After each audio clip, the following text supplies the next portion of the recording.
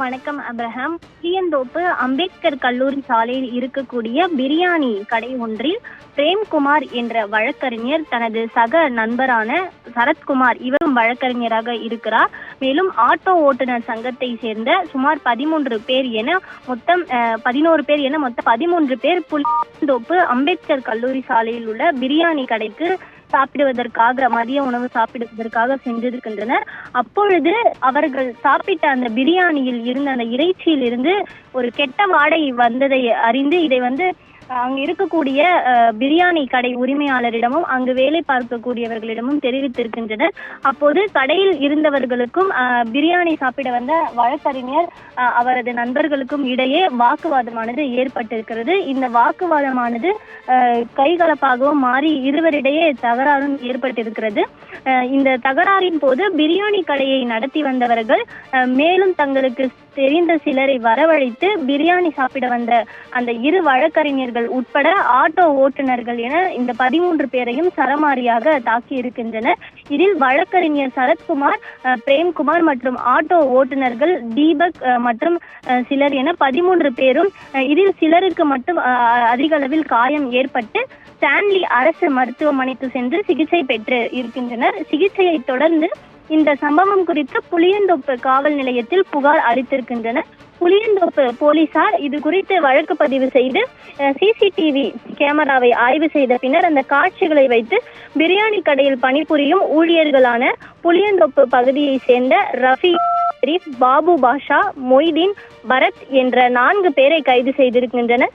அவர்கள் மீது வழக்கு பதிவு செய்து நீதிமன்றத்தில் இந்த 4 பேரையும் போலீசார் ஆஜர்படுத்தி சிறையில் அடைத்திருக்கின்றனர்.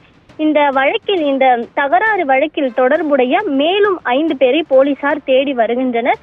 புளியந்தோப்பு பகுதியில் இந்த கெட்டுப்போன பிரியாணியை வழங்கியதில் இரு தரப்பினரிடையே பெரிய பயங்கரமான மோதல் ஏற்பட்டதை தொடர்ந்து 4 பேரை போலீசார் கைது செய்து மேலும் 5 பேருக்கு போலீசார் அவர்களை தேடி வருகின்றனர்.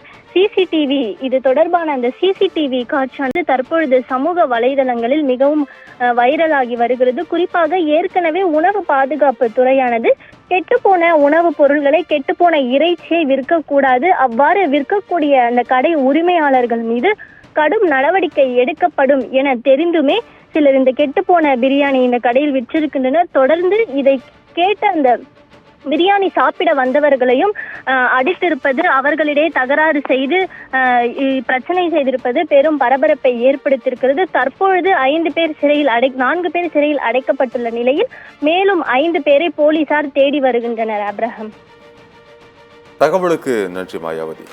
நேர்களே, சென்னை புளியந்தோப்பு பகுதியில் கெட்டுப்போன இறைச்சி வழங்கிய தொடர்பான இருதரப்பிற்கிடையே மோதல் குறித்த காட்சிகளை தற்போது பார்க்கலாம்.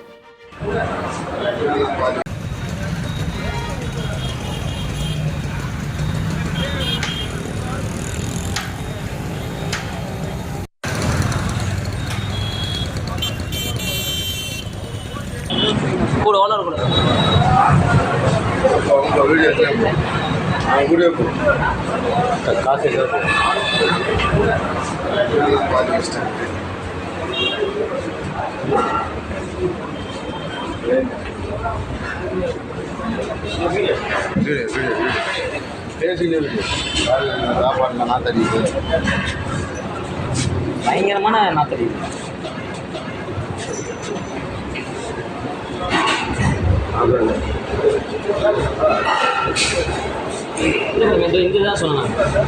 அதுதான் நாற்று வருதுப்பா, அதில் தான் நாற்று அடிக்குது.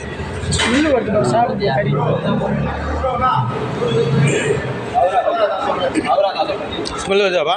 ஆமாம் ஆமாம், ஸ்மெல்லு ஓவராக வருது. ஸ்மெல்லு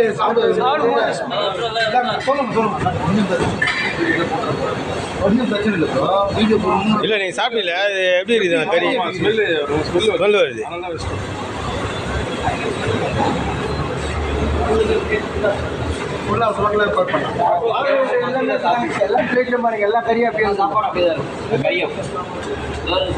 சாப்பாடு இருக்குது.